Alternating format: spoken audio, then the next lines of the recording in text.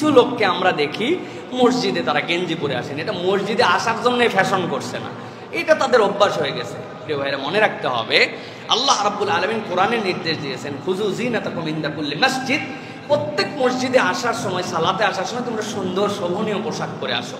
আমি জিজ্ঞাসা করতে চাই, এই শোভনীয় পোশাকের স্ট্যান্ডার্ডটা, এই আয়াতটা যার উপরে অবতীর্ণ হয়েছে সেই মহামানব মহানবী সাল্লাল্লাহু আলাইহি ওয়াসাল্লাম কি দেখায় গেছেন না যান নাই? দেখাই গেছেন না, ইমপ্লিমেন্টেশন করে গেছেন না?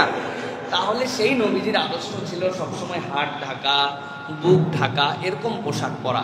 আমি হাফ হাতা গেঞ্জি পরি, পরতে পারেন, সালাত হয়ে যাবে, কিন্তু এটা সৌন্দর্য হলো না।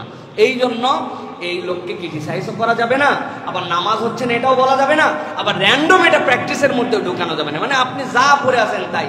ভাই, অনেক সময় আবার গেঞ্জিওয়ালা আবার আমাদের পাঞ্জাবিওয়ালার থেকে ভালো। আপনি আবার নামাজের জন্য এমন একটা পাঞ্জাবি বানাইছেন, দরজার পিছনে ঝুলানো থাকে, সব খুলে ওইটা পরেন, ওইটা বেশি দিন হয় নাই, লাস্ট 3 মাস শুধু এটা ধন নাই। হ্যাঁ, এই জন্য ওটা দিয়ে এমন একটা গন্ধ, নিজের গন্ধ তো নিজের গায়ে লাগে না, এই জন্য পাশের লোক টিকতে পারে না, উনার চিংটা মারা এক গন্ধ আছে না, ওর থেকে গেঞ্জি পরা ভালো, তাও তুই ফ্যাশন করে আয়। এই জন্য পরিষ্কার পরিচ্ছন্নতা, নাজাফাত, এইটা যেন অপরের কষ্টের কারণ না হয়, এইটা আপনাকে চেক অ্যান্ড ব্যালেন্স করতে হবে।